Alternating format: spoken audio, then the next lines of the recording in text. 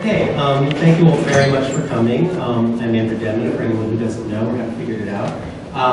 So I'm going to be talking to you a bit about the show downstairs, Andrew Denman, The Modern Wild. And first of all, I want to thank some people. First of all, the show is a production of David J. Wagner, LLC. David is the tour director of Society of Animal Artists, author of a really fabulous book called American Wildlife Art, and organizes National Tree Museum shows as his business, and approached me a few years back about putting this show on. So it's been about 4 years in the making, and it's open here today. So also want to thank the Lindsay Wildlife Experience, who've been terrific to work with. And I don't know if she's here, but I want to especially thank the executive director, Norma Bishop, who unfortunately is outgoing. Oh, there she is. I'm just thanking you, Norma. So a big hand for Norma, who is going on to public service. Who will be sorely missed, but has, in her short time, left a really positive and indelible mark on the museum. Also thank you to Diablo Fine Art Gallery. My friend and colleague Brian Fowler has opened the gallery, which is, some of you have already been to, which is just down the road near Lenardi's in Palos Verdes Mall. And that's the first time I've had local gallery representation since my dear Pacific Wildlife Galleries, which gave me my start close to 2008. It was 2009. At any rate, so if anyone wants to see my work on a regular basis, they can see it right here in Walnut Creek. A huge thank you to my parents, Candace and Robert Denman, and my whole family, who have always been very supportive. A hand for them.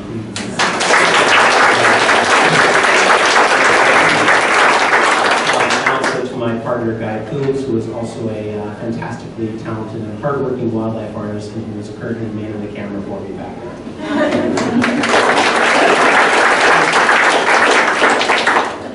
So why wildlife art?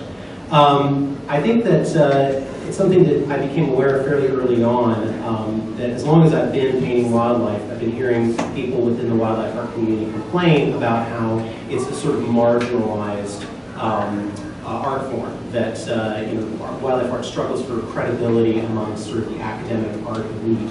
And it's true. And it's unfortunate because the very first examples of art that we have at all are, in point of fact, wildlife art. And I want to talk a little bit about why wildlife art is relevant. Now, of course, at the time that these paintings were done, they were extremely relevant to daily life of the people who were painting them.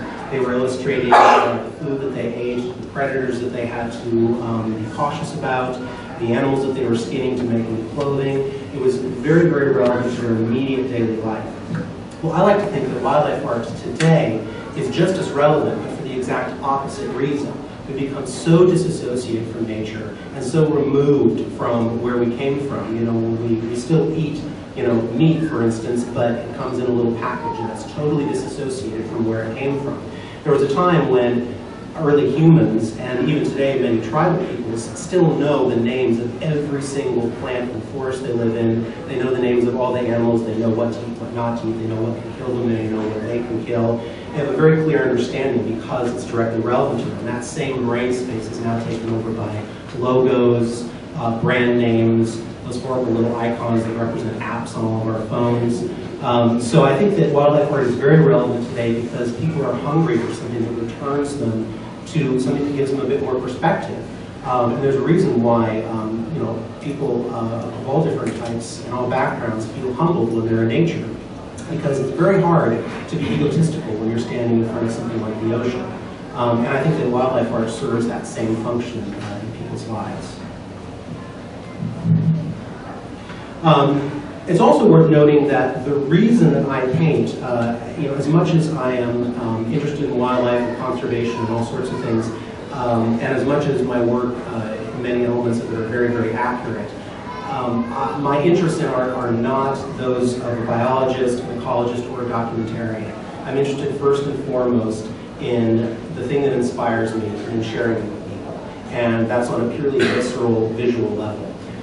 There's a wildlife artist who really strongly influenced me named Ray Harris Ching, who I was lucky to meet a couple years ago. He's a very reclusive guy who kind of lives in a hollow in England. And one of the things he said is that when he got his start, he was drawing birds that he would borrow from a natural history museum. And he said he always found it really hard to part with a specimen if he felt like he hadn't captured it. He begged for more time with it. But if he had captured it, it was perfectly easy to give the bird back and move on because he had captured it. And I think that that notion of sort of capturing something is really what wildlife art is about. You know, it's about being able to pay attention, to take advantage of very fleeting moments that might otherwise be overlooked by a lot of people, and filtering it through the lens of one's own perceptions and turning it into something that is meaningful, beautiful, and lasting. So a little bit about my beginnings. So this is me at I think age 15 at my first art exhibition, which was called Wild Visions, an image of wildlife past, present, and imagined. At the time I was still doing fantasy work and also dinosaurs as well as living animals. And this was at the Orinda Library. And it was also the first time that, it was certainly not the first time I had sold work, but it was the first time that I assembled a body of work and had people paying me money to take it home with them in mass. And it was one of the first things that really let me think that having a career in art was something that was really possible. I was very fortunate to have an incredibly supportive family who helped make my career choice possible. I was also very lucky that I grew up just a few minutes away from Pacific Wildlife Galleries, which at the time was one of the top wildlife art galleries, not only in the country, but in the world. So this is me at one of my early one-man shows there. And I'm glad to say Dennis Salvo, this is him and me with one of my pieces, is here today. And Dennis really gave me my start. And I think I started hassling him when I was about 13 to hang my painting in the gallery, at which point I didn't really have a shot. And the role that Dennis played, which was very important, I was very used to having people heap praise on me. And Dennis, being something of a laconic fellow to begin with, did not do that. Instead, he sort of gave ever so slightly more vigorous nods as I would bring in better and better work and my work would improve, which was exactly what I needed. And I think by the time I was about 16, I did in fact have paintings on the wall there, 16 or 17. This is my parents and I, there we go, at a show that I was in at the Open Museum around that same time. And this is one of my receptions at Pacific Wildlife Galleries. I had 4 very successful one-man shows there, about one every 2 years, from when I graduated college in 2000 until the gallery closed in 2009. So one of the things that was really valuable about the Pacific Wildlife Gallery's experience is that Dennis had shows on an annual or semi-annual basis for some of the biggest names in wildlife art. Among them, for those of you who know wildlife art, will know exactly what I'm talking about. Robert Bateman, Carl Brenders, John Siri Lester, and Terry Isaac, to name a few. All of whom I had the occasion to meet at a very young age, many of whom I became friends with, and in fact, all 4 of these artists I still see on a fairly regular basis every year, and I'm glad to call some of them mentors and friends. And all of them were very generous in giving a young artist advice on moving forward. But I think looking at these, there's something that they all share in common that I should point out, and that is that all of them were working in what was the most sort of popular paradigm of wildlife art during the late 80s, early 90s. And it was the type of wildlife art that was, well, not invented by, certainly popularized by Robert Bateman during the surge of the print market during the 80s, which is this sort of ecological animal art, in which the main focus is an animal behaving naturally within an environment. And so it was only natural that my earliest attempts in wildlife painting fit into that paradigm. But what you'll notice is that one of the things that distinguished my work at that time, and all of these pieces are in the show downstairs, is that I also included man-made objects within those paintings. And I think what this does is it sort of portends the more modernistic direction that I could go into, and in many cases, including what is human geometry, manifested itself later as some abstraction and stylization of the work. So in addition to that, I should say that one of the pieces of advice I give to young artists is, it's really easy, because wildlife art does live in sort of its own little ghetto. It's really easy to become focused on what wildlife artists are doing and forget about what artists are doing. And I think one of the most valuable experiences I had was in college, sort of finding my own place in the art historical continuum and looking at art as a whole, not just this one little niche that is wildlife art. And many of the artists that I already really admired really came into focus for me during that time. Salvador Dali is one of them. Hieronymus Bosch is another, as is Pierre Mondrian. So some very different artists with very different attitudes and fitting into very different styles and genres and from different time periods, but all of whom really profoundly influenced my work in one way or another. So what is contemporary wildlife art? My work is often described as contemporary wildlife art. It's a fairly clunky term because all contemporary really means is that we're alive.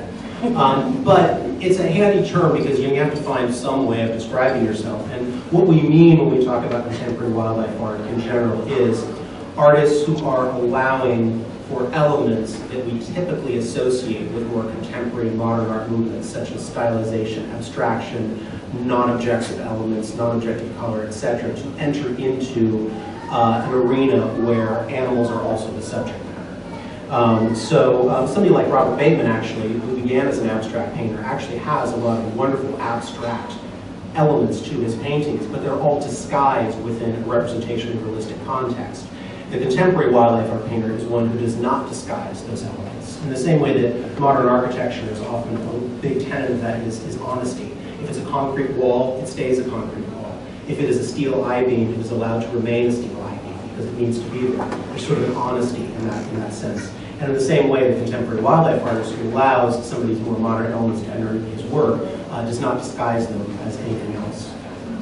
And among those, I've already mentioned Ray Harris Ching, who, although I think some of my earlier pieces were definitely very chingy in a lot of ways, my work now doesn't necessarily bear a resemblance, but what I still take from him is just utter fearlessness in terms of combining elements that most people wouldn't put together. This is one of his pieces called The Last Tree Fell. Other artists that are kind of working in my same modality are Mark Eberhard, Ewout de Groot, and there we go, Mort Solberg. Whoops. There we go. It's not going to do it. Oh, there we go. It's going to make me do it again. Anyway, all three of these artists actually, not only do I know, but I was recently in a 4-person show with all of them at my gallery in Jacksonville, Wyoming. The gallery that represents me. It was called Contemporary Wildlife Modern Masters. And what's interesting about this is all of us are incorporating modern art elements into wildlife painting, which is still a fairly new concept. There's not a lot of artists working the way we do, but all of us are doing it in dramatically different ways. So this piece coming up, which is in the show, was a really seminal piece for me. I was in college and I was asked to do a knife painting, so really thick impasto paint hooped on with a palette knife. And I was not at all impressed with the result, although everyone else seemed to like it. And I decided I didn't want to toss the canvas, but I thought, how can I reuse this goopy, chunky canvas when all of my painting techniques require that I have a smooth surface to paint on? So I got the idea to layer upon layer of white gesso over it and then sand it down, figuring that I could sand down the peaks and that the cracks and valleys would be filled in by this white gesso. When I did that, what I got was this beautiful field of light with all these interesting dark shapes sort of emerging from it. And I thought, well, what a wonderfully interesting background. What can I do with it? And somehow I got the idea to have birds sort of flying across it, almost looked like a bird flying through a nebula or something. And that became what my mother dubbed the Resurrection of Flight series. Resurrection of Flight because they were revivifications of painting that I wasn't happy with, but also revitalizations of the birds themselves, which were all stuffed museum specimens that I was trying to sort of make come back to life. This is the 5th in that series, Resurrection of Flight 5. And eventually, this process became sort of systematized. And at this point, I'm going to show you a really short video. It's about 6 minutes. which will show you the process of how I work. It's just a lot easier for you to see it if I just show it to you than if I talk about it.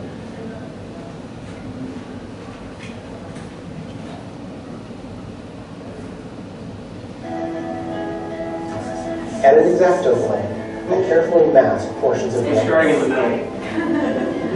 with high viscosity gesso tinted with acrylic paint.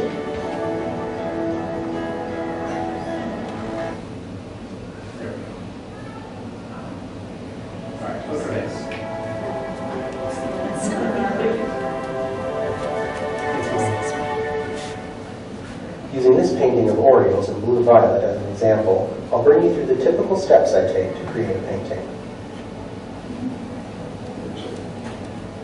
It begins like all of my work, with review and reference. I do a lot of field work and take many thousands of pictures every year, all of which are potential material for a painting. In this case, I select the best pictures of a male and female Oriole taken during a recent trip to Mexico. The next step is to create thumbnail sketches and narrow down compositional possibilities. When I've arrived at an arrangement I like, I create a full-scale black and white value study. This is the time to work out anatomical details and refine spatial and value arrangements prior to starting work on the actual painting. Next, I faithfully transfer elements of my study to the board. Using masking tape, at an X-Acto plane, I carefully mask portions of the underdrawing. With high viscosity gesso tinted with acrylic paint,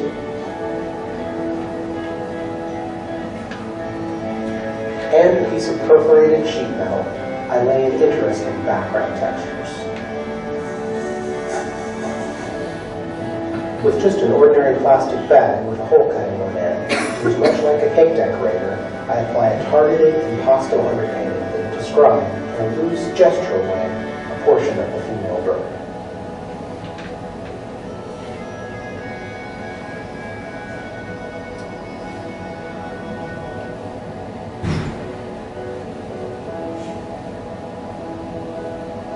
Next, I paint over everything I've done with a thinner gesso overcoat.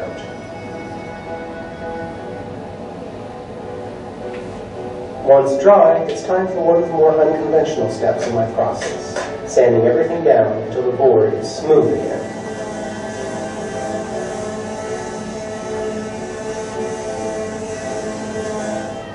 The raised ridges of the thick underpainting have been exposed, while the thinner overcoat has filled in the cracks and valleys, leaving me with a loose, intricately textured, evocative background, but on a perfectly smooth board, suitable for painting the fine detail I need for my process to continue.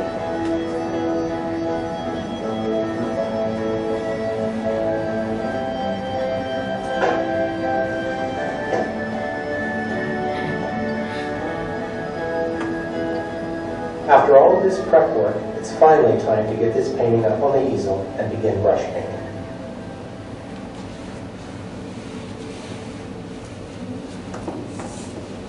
Taking care to mask parts of the background I don't want to change, I do some glaze work.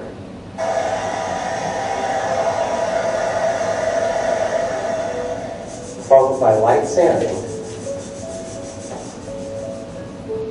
in order to effect subtle changes in color and value.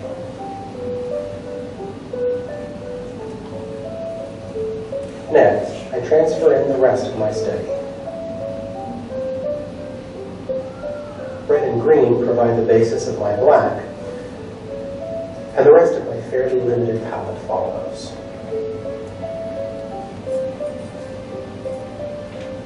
A thin film of water helps keep the paint hydrated as I work. For many artists, blocking in is a rough affair. For me, it's a careful effort to lay in the rudiments of color and value while preserving the details of my laboriously prepared study. It's worth noting that the single most important factor in achieving the level of detail I need is viscosity control. The paint should be of a thin, syrupy consistency, a sort of compromise between optimal coverage and optimal flow. Also important is the #1 script or liner brush, my favorite and most frequently used piece of equipment. It offers the artist a tremendous degree of precision and control, and feels more like a drawing stylus than a typical paintbrush.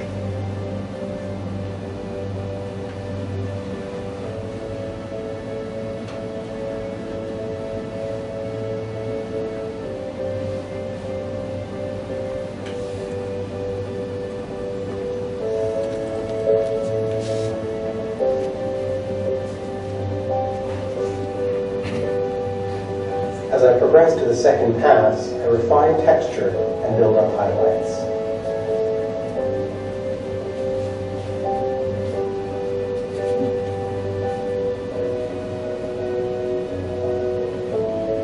I very deliberately make my highlights brighter and chalkier than the final result I intend. This is in preparation for the transparent glaze work, which dramatically increases the color saturation without obscuring the underlying detail.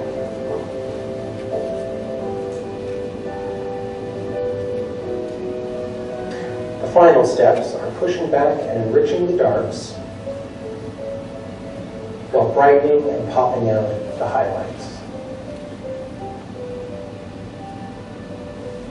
If all goes well, my hard work pays off in the finished piece.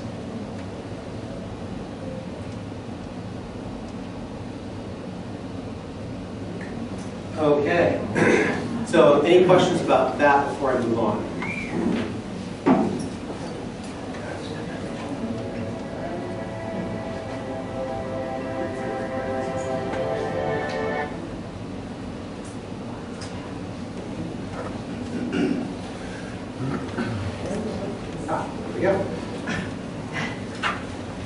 Okay, so that technique, next slide.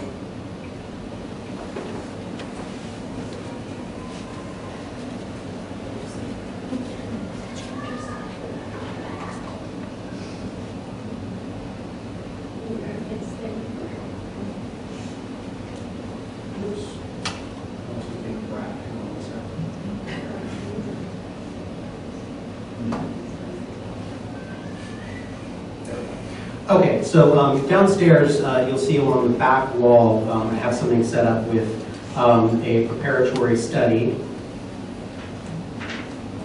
an actual transfer study for a finished painting, and then hung next to it the actual finished painting. And there's a panel that describes this whole process as well in detail, so you can look at that more closely if you're interested.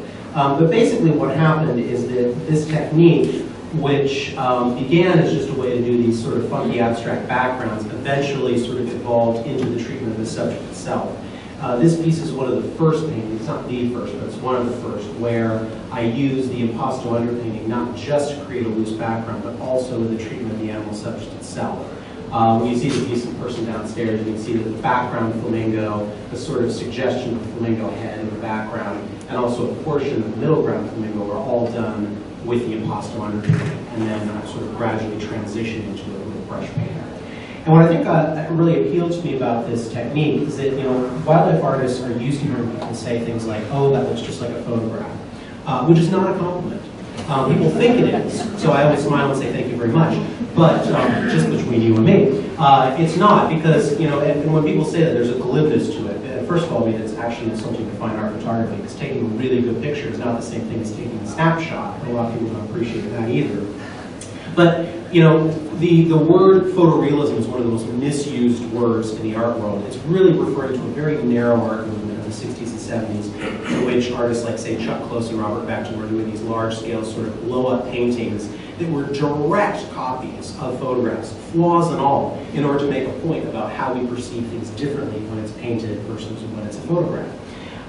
Whereas what is more popular nowadays is what's referred to as hyperrealism, where an artist collects a wealth of reference, puts it all together into something that is not representative of any one photograph, and probably has more information than you would likely get in any photograph, unless you were like a really brilliant photographer, and then you would be a photographer, not a painter. But it may look photographic. So it's the difference between saying that something looks like a photograph and saying it's photographic in nature. But what I like to do is combine elements that are very hyper-real with elements that are much more gesturally and loosely painted. And because I'm a control freak and I can't loosen up when I get a paintbrush in my hand, what appeals to me about this technique is that because in between that first loose floppy application and the result, there's a big remove of painting over and sanding it down, where I really don't have control. So the result that I get is oftentimes not the result I anticipate. This lack of control ultimately guides the piece in much more creative and interesting directions than if I were able to plan everything out entirely. So it's a way of forcing looseness into the work. I also appreciate it because, again, that notion of it not being a photograph, even though parts of the painting painting are photographic. There are other parts that are distinctly not photographic. And the process by which the painting is created, again, back to that modern architecture analogy, is evident. I want people to see the way the painting was made. So in this piece, which is the same vein as the flamingos, the bird on the far left, you can actually see the underpainting and the underdrawing, the pencil drawing itself, and the bird kind of emerges out of that into a completed form. So even this painting, which from a distance looks very much like it's painted in this sort of Bob Bateman style paradigm, if you look at it closely, you'll see that only the very center band of the harbor seals is actually hyper-realistically painted with a brush and the seagull. Everything else is actually done with an impasto application. So up close, it has a loose kind of swirly texture to it that's actually really quite impressionistic in its own right, even though it's painted in a way that is far from what we typically think of as impressionism. Same thing in this piece, the two turkeys on the left. Please join us in the center of the exhibit hall for a garter snake presentation. Again, join us in the center of the exhibit hall for a garter snake presentation. I can take a pause for a garter snake. So if you take a look at the turkeys on the far left, even though they look nice and tight in this slide here, they're actually also painted entirely with paint squeezed through a little plastic bag. Again, to allow them to sort of filter off into a more improvisational treatment. And then as my work progresses, that last piece you saw was from 2008, this for 2007, this one's from 2014. You can see that there's a lot more minimalism entering my work, and a lot more of this sort of unfinished but finished quality. And compositions that really emit a lot of negative space. Again, you can probably see that Piet Mondrian influence coming through in that. And also, the abstraction itself becoming more dominant. This was, I went to a zoo in Idaho called Bear World, specifically to photograph bears. I'd never done a bear painting. I took probably 2,000 photographs of bears, but what I ended up painting was this chicken. Because he just had this amazing attitude. He's a silky bantam cock, and he was in molt, so he looks terrible. But he was just marching around like he was king of the universe. And so I wanted to give him a background that was very minimal and simple to let him stand out, but was also suggestive of his confinement and the fact that he's facing it with this brave and indomitable spirit. So again, the animal sort of becomes a vehicle for the exploration of ideas that are not necessarily just about painting the animal. You'll also notice that a lot of my paintings incorporate words and typeface. Now, words in art is not remotely new. This is a Japanese brush painting from the 1700s. But it is something that is not commonly seen, if at all, in wildlife art. In fact, I can't really think of anyone other than me that I've seen include words in their work. Part is because I have a love affair with words. I went to a liberal arts college rather than an art school, almost specifically because I wanted to minor in English. I love to write. But you can see the influence of the Japanese work, which oftentimes incorporates logograms with the imagery in this piece. I also appreciate words because if you think about it, words are effectively some of the first abstractions. Language began almost entirely pictographically, where someone who wanted to represent a bird would draw a bird, to where language evolved to the point where letters represent sounds, which combine together to create words, which, except for the onomatopoeia, have no actual visual or auditory similarity to what they represent, which makes them abstract. So incorporating, in this case, the word glide, which is the title of the painting, is effectively an incorporation of another abstract element. Sometimes the text is included for humorous effect. I painted this turkey tom for almost the exact same reason I painted that silky bantam chicken. I was photographing peacocks, and this displaying tom basically knocked them out of the way and demanded my attention, but also looked at me with disdain. So I decided to title the piece Mr. Tom Tom Remains Unimpressed. At which point it's effective to say too that I feel very strongly that anthropomorphism has no place in wildlife art when it relates to a distortion of the subject. However, as it relates to a projection of ideas and thoughts onto the subject, I think it's fair game. So as long as the turkey is painted in a manner that looks real to me, I can pile whatever persona onto them I This piece is unusual in that it was actually an experience I had with a flock of cedar waxwings. Anyone who loves bird watching knows how magical these big flocks of waxwings can be, which we tend to see in this area very briefly. I would see them almost exclusively in the fog during the winter, perched in our birch trees outside the house, and then be gone within hours of the next day. But this one actually began as a poem first. And I want to say a word about poetry. I was at a workshop a few years ago where it was a group of instructors, and one of the instructors was asked what he thought about the student art exhibit upstairs. And he said some very complimentary things and said, but you know what, there's just not enough poetry. And then he wandered off the stage, leaving everyone to wonder what he was talking about. And it was a question that just came up through the rest of the workshop. What did Greg mean by not enough poetry? And I said, well, look at it this way. Wildlife art is filled with a lot of noise. There are a lot of artists who paint every single detail, and it's so much that there's no clarity to the piece. We've all heard less is more, which is true, but sometimes less is less, so we have to keep that in mind as well. But the fact of the matter is the difference between prose and poetry is effectively editing. You know, a poet uses 1 or 2 words where a novelist uses 40 or 50. So if we look at that in the same way as art, you know, I like to look at a painting and know instantly what viscerally grabbed the artist to paint. And I might be wrong, but there's no mistaking when that visceral quality is there and when it isn't. And when it isn't, it's usually because there's too much clutter in the way. So poetry is something that I think more artwork, particularly wildlife art, needs to find.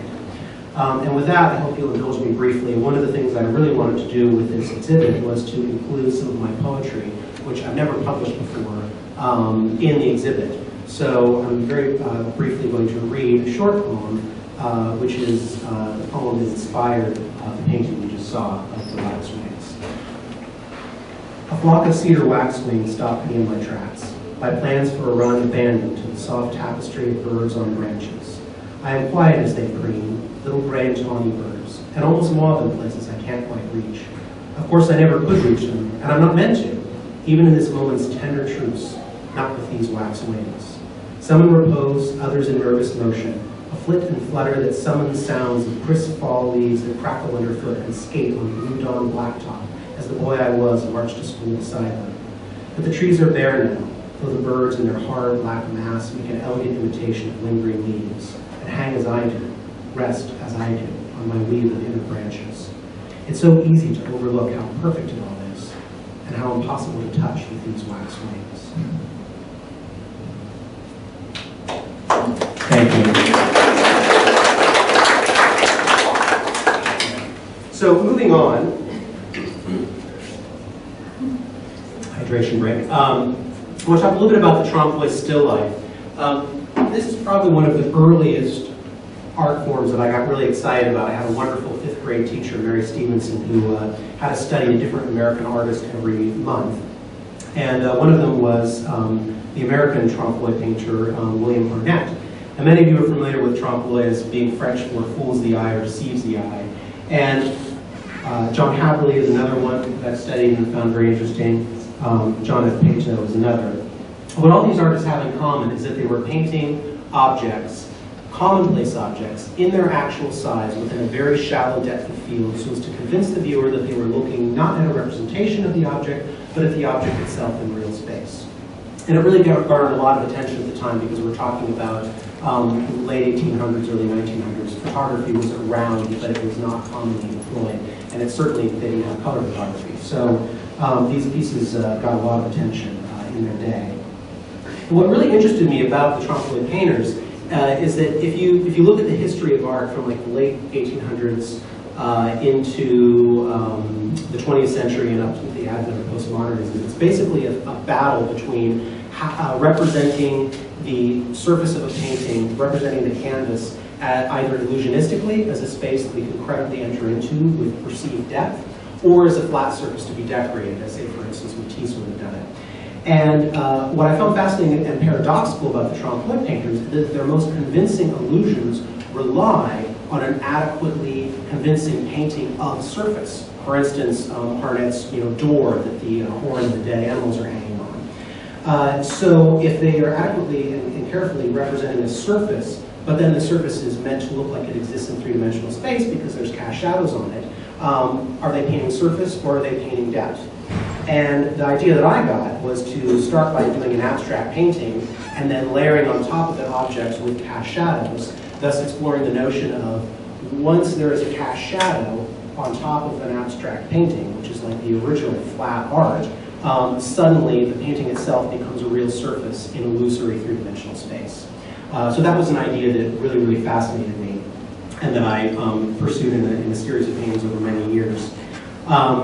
The other thing that the trompe-l'oeil painters did that speaks near and dear to my heart is a lot of times they worked in a format referred to as the vanitas, where they were painting objects, for instance, skulls, books, a half-burned-down candle, things that were symbolic of the sort of insignificance of man, the passage of time. There's a lot of clocks and stopwatches and things like that, hourglasses.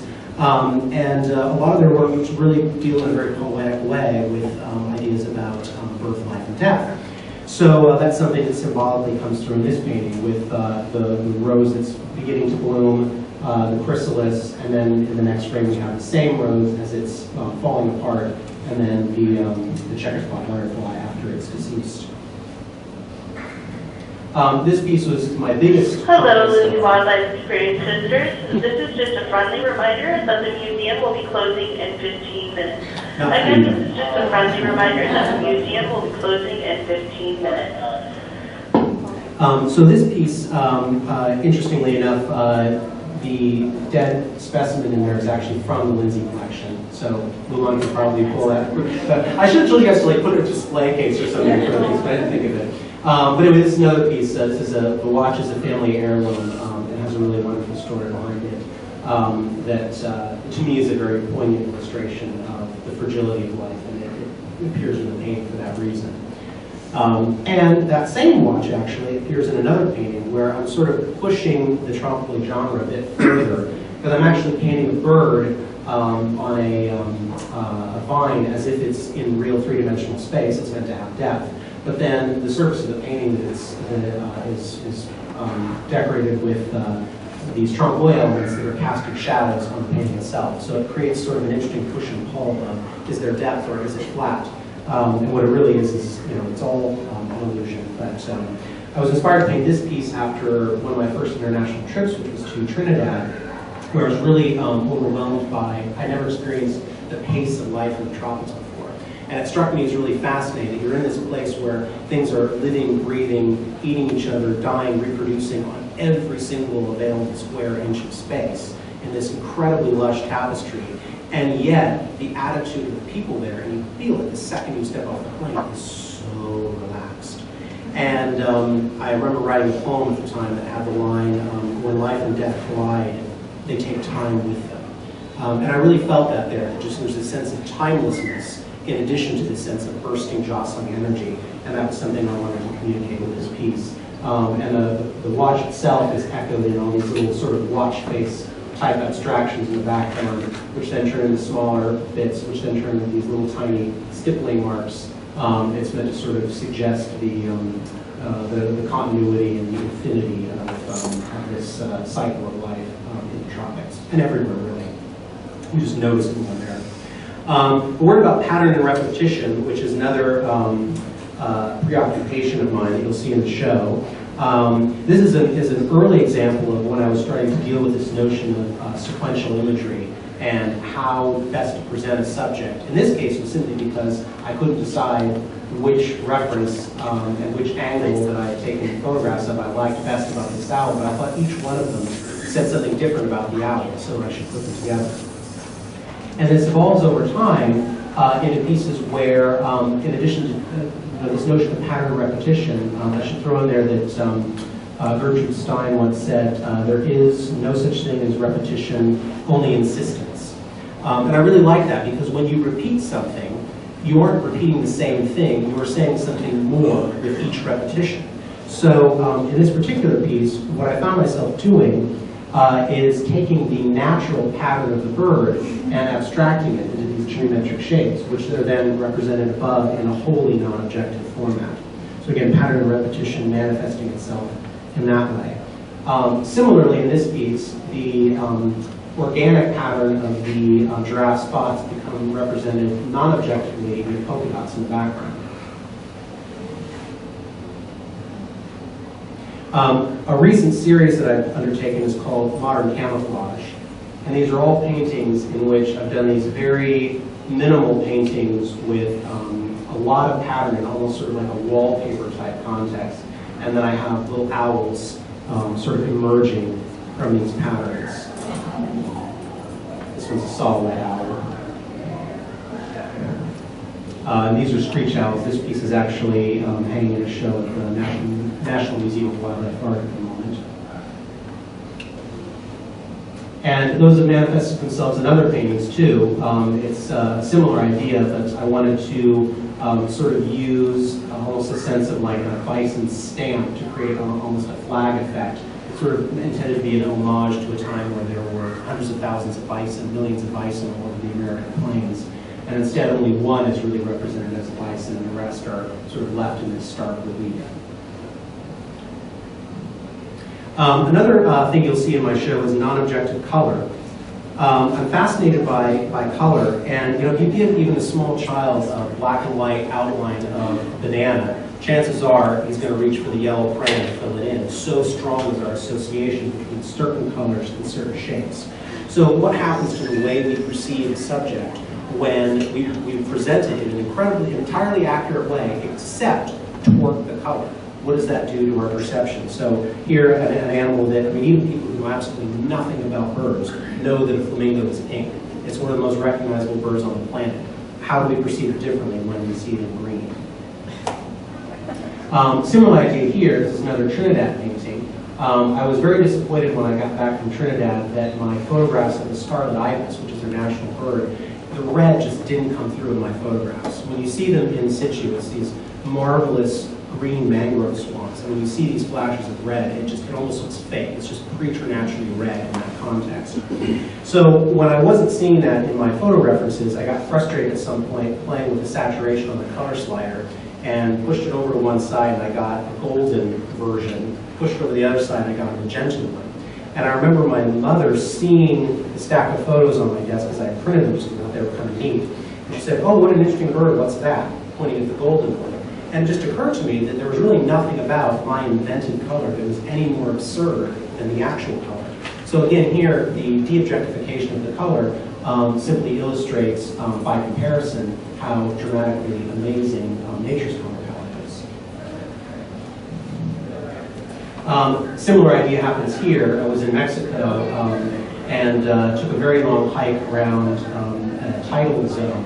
And for about every couple of miles, or every mile or so, there was a very different population of fiddler crabs, all different colors.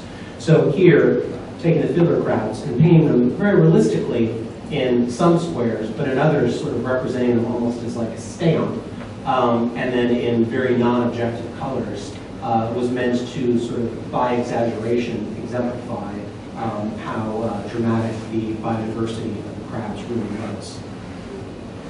An example of how I think in being truthful, exaggeration actually sometimes is beneficial. I think it was Picasso who said, art is a lie that tells the truth. So this piece, which really doesn't fit in with anything else in the show, I nonetheless wanted to include. I have a really wonderful client who's a biomedical engineer who asked me to do a painting dealing with the notion of the collision of art, science, wildlife, and technology. And this is what I ended up coming up with. The painting is called Simulacra. And the male figure, who is in a pose very carefully patterned after Vermeer's The Lace Maker, is building a head for this electronic wood duck. You can see wires sticking out of its severed neck over on the side there. And he's surrounded by animals that he's built. And off to the left side of the page, everything's sort of pixelating out. The idea of this is that all technology, in one way or another, is mimetic in nature. You know, whether we're talking about cars, whether we're talking about buildings we live in, everything is based on some sort of natural order. And even some of the most careful aesthetics that we've achieved are based on fractal patterns, which you can see in seashells and pine cones and all sorts of things. But what this does illustrate in that sense is the reverence in which I hold nature, which leads us into the last topic, which is animal icons. Many of you will be familiar with this image. This is Albert Duer's A Young Hare. Lindsay Wildlife Experience, this is just a friendly reminder that we will be closing in 5 minutes. The exhibit hall and store will be closing in 5 minutes. Please start bringing your final purchases up to the check stand. They should really be saying the show is still open downstairs. And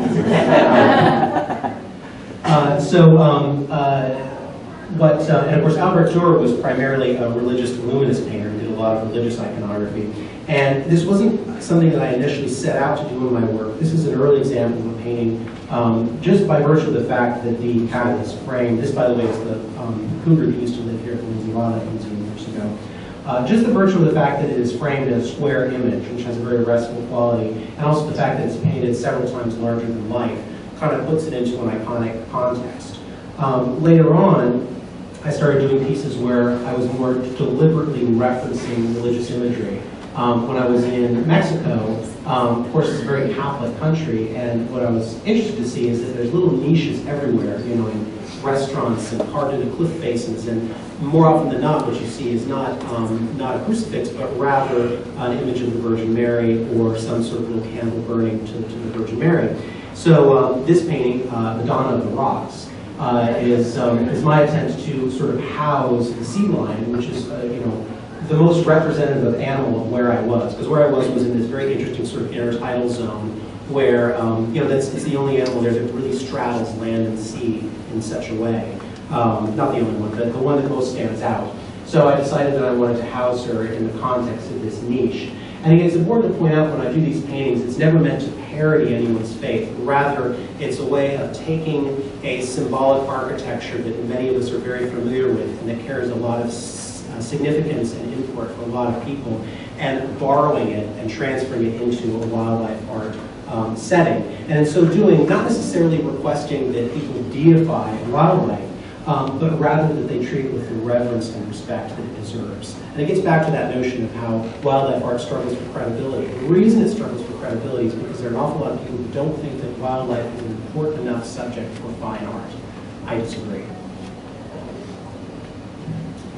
This is a piece I did specifically for the show. This is called the Neoclassical Bunny. I have a real relationship with bunnies. Years ago, and in fact, actually, my friend Michelle Friend is here, and this painting, which is called Michelle's Magic Bunny, was when I was at her place in Glen Ellen and saw a black-tailed jackrabbit, which amazingly sat still to be photographed from multiple angles before hopping away. I was actually concerned for a moment that there was something wrong with it. But all it really was, I think, is one of those moments where nature's tapping on the shoulder saying, and I really felt that. So, and this painting actually is in the permanent collection of the National Museum of Wildlife Art, and spawned a whole series of rabbit paintings. This is another one. This is Our Bunny of the Morning Sun, and it's Cottontail. But again, you can see that by kind of doing these very centralized compositions, which is oftentimes a compositional no-no, works in these cases because I'm trying to create a sense of restfulness, sort of a Zen sensibility, and trying to paint the animal as though it's on an altarpiece. Which brings me to the image that was used for all the publicity for this show. This is called Primary.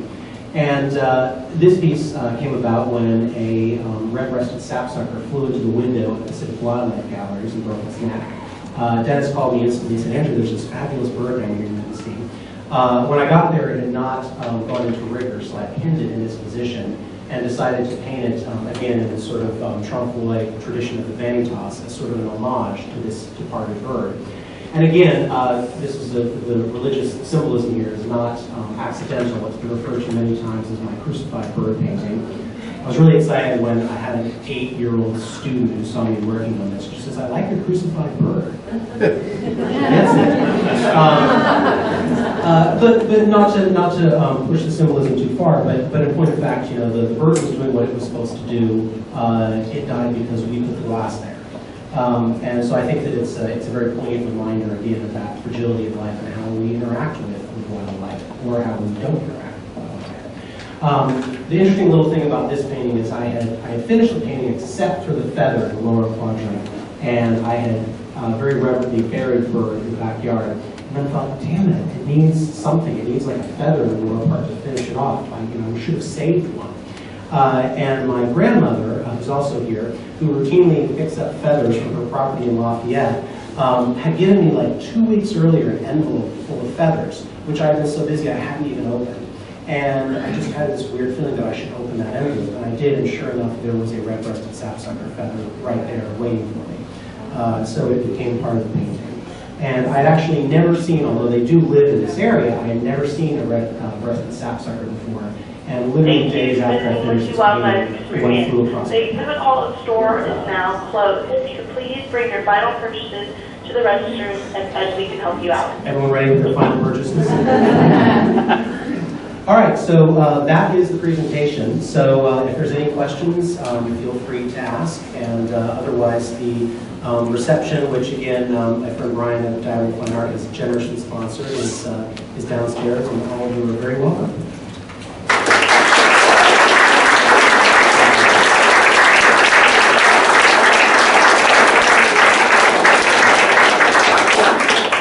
Thanks very much. Any questions? I just actually have a comment. Yeah. I'm so glad you did this tonight. Thank you. I've attended many of your shows and have seen your work evolve over the years, but to be able to come in and hear you describe your development, it was just a real gift that you did be able to go to the exhibit. Well, I have to say it's been a real privilege of putting this show on that, I mean, this is the first time that I have seen a body of work that spans this length of time all in one place. And I very carefully selected the works there are a lot of wonderful collectors. That's another thank you I need to give to some of my wonderful collectors who have loaned pieces for this show. You know, I very carefully selected pieces that really represented what I was doing during a specific time period, or that well represented a certain phase of my work. Again, I don't really work in stages. I'll be, have 3 or 4 different threads kind of running over a course of years, but I wanted to pick from those threads some of the best and most representative pieces to paint a picture of, where I've been and where I am and where I'm going. It's really special for me to be able to see that as well. Anything else? Yes? Well, again, it's more of a comment. Sure. I just wanted to encourage people. I came across on YouTube a whole series of videos showing the progression of a particular painting that you were doing, so that you could see everything literally from beginning to end. Yeah. And it was the most fascinating thing I've ever seen. Oh, thank you. And well, I'm still working on that. There's 2 more chapters that need to be, that's filmed, it just needs to be edited. It's one of those passion projects that I just haven't had time for. But yeah. I think I got up to 6. Yes, yeah, there should be 8 eventually. Oh, okay, yeah. But yeah, what she's talking about is the little process clip that I showed you. It's a much more in-depth version of that with a different painting. I think the tiger. It's 6 episodes so far. There will eventually be 8, and each one is between 6 and 10 minutes. So it's a much more in-depth look at how the process goes. Thank you for mentioning that. Oh, it's amazing. Yes. So beyond the show in Tucson, what do you have coming up? Oh, thank you. Yeah. Well, this show, it is touring after this to the Arizona Sonora Desert Museum in Tucson. And then after that, it's going to the Hiram Bladlow Art Museum in New Jersey. Other than that, I mean, I've always got lots of stuff on the horizon. I've actually just shipped work off for a show that I'm doing in England. Actually, I did a series of figurative drawings based on the Icarus myth.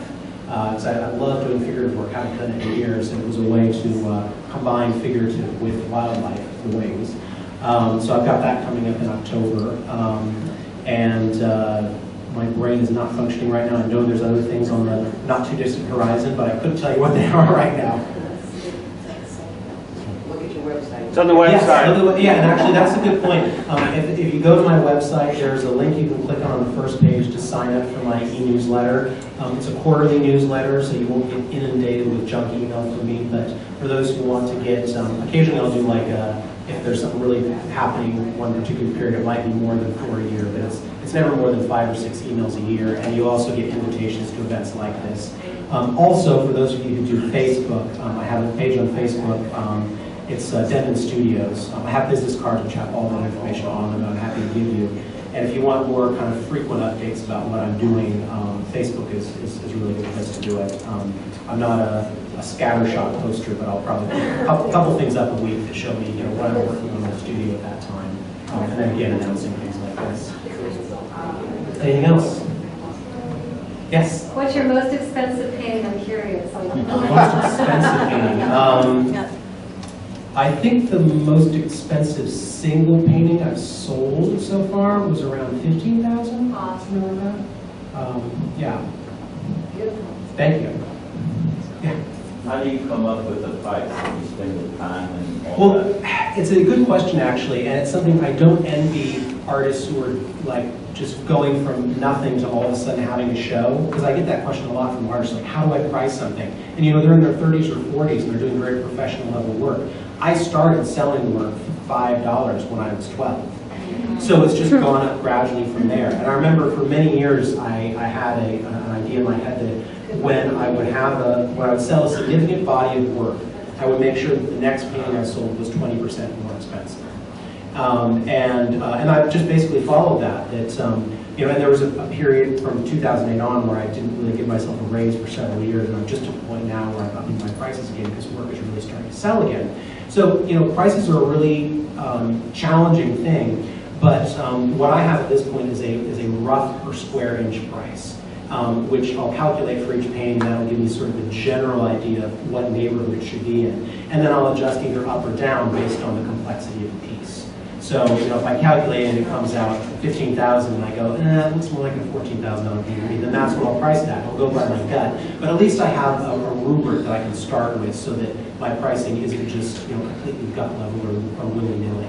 I was very excited actually, just recently someone came to me wanting to resell a piece through Brian's gallery. And Brian asked me, you know, what was the value of the piece, and the client had paid $800 for it in 1998, and we just valued it at $6,800, so that's a little more than an 850% increase. Nice. Which I feel good about. Yeah, Gary. I was really struck by your presentation from you. the standpoint of giving us a little bit of a peek into this creative process. And in the video, I was wondering if you could comment just a bit more in terms of that technique and how you were using it in the illustrated painting. That is part of what is an established technique versus your own particular tweak? It is all my own technique. Yeah, it's something that I'm sure that there are other artists who are doing some form of putting paint on and sanding paint off. But no one taught me that technique. It's something that I hit upon by accident and that I've very carefully sort of systematized at this point. To my knowledge, there's no one else who's working exactly the way I'm working. And there's certainly no one in the wildlife art field who is using what I consider, I think quite rightly, to be my technique. I have, as you know, taught for many years. And when I've done workshops, I remember doing a workshop and I thought that this technique was so personal to me that no one would want to learn how to do it. So I started, talking to students about how to paint detail on fur and how to paint feathers. And all of a sudden I was like, wait, go back. How do you do those crazy backgrounds? And I said, you guys want me to do that? And they said, yes. So I sent people out to buy palm sanders and a bunch of materials and things. And we went ahead and actually explored that technique with, I think, with about 30 students. And what really excited me is that all of them used it in different ways. And some of them gave me ideas. One of them had bought, against my admonitions, a prefabricated board. Because at the time I was preparing my own boards from scratch, like going to the lumber yard and doing everything from scratch. And the board had like an eggshell texture to it. So when you sanded it down, it made this wonderful sort of stipple texture. Well, I've ended up doing something very similar, using sponging to create a stipple texture in the impasto underpainting, and then the perforated sheet metal. So it all kind of evolves in different ways. But yeah, if there's anybody who's doing it now, and I can think of a couple who are students of mine, that's where it started, and I'm really happy to let them run with it and take it wherever they want. But it's definitely something that is very specific to me, and it's something that putting together these videos, you were mentioning the longer version of the video. I got to tell you, until you really sit down and try to explain your process to someone, it really doesn't occur to you how complex it's gotten. And to this day, there's still moments when I'm seeing doing this video editing stuff, and I'm just going, God, why can't I paint in a simpler, more direct way? It's so archaic. and so arduous. But again, I think that what it is it's a way for me to introduce into paintings a spontaneity and a looseness that that I couldn't do fully consciously. And that is why I think it's a valuable technique. I don't use it at this point. It's one of the things that I've always stressed to artists is never paint something because that's the way you paint. It's a horrible idea. Every painting should be approached as its own unique set of problems and challenges, and it should be approached in the way that is right for the subject that you're painting and the way that you're trying to present it. And it's one of the reasons why in some of my paintings this technique is really dominant. The abstraction is really in your face. And in other paintings it's barely recognizable. It's there, but unless you get up close to it, you don't see how loose certain areas are. And it takes on a very sort of moderate, sort of impressionistic quality. So the extent to which I apply this technique and how I apply it, and of course all the different textures and techniques that I can use, that I might use in one painting and not another, are all employed on an as-needed basis based on what I'm trying to achieve in a particular piece. So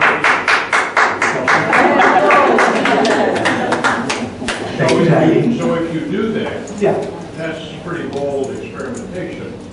How often do you run into, a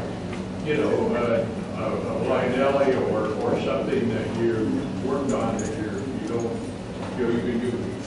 Very rarely. Because, again, that's part of it is that one of the most valuable aspects is that certain things don't turn out the way you intended them. And then you're faced with adapting on that basis. I mean, that's really the exciting thing, is that it takes an element of unpredictability and applies it to the work and often guides the piece in directions that, again, if I was consciously planning it, I wouldn't go. That doesn't mean that occasionally I don't do one of these underpaintings and it just doesn't work. I mean, that does happen, but actually quite rarely. Usually there's something that I can find within it that works. And also I've done it for so many years that I've systematized it to the extent that the amount that I can predict is greater than it was 10 or 15 years ago when it was just a shot in the dark. But it underscores something that I think is really important, which is that I think one of the keys to the artistic developments that I've made is a willingness to experiment. And with that comes a willingness to fail or to struggle through things that aren't working the way that you intended. Anything else?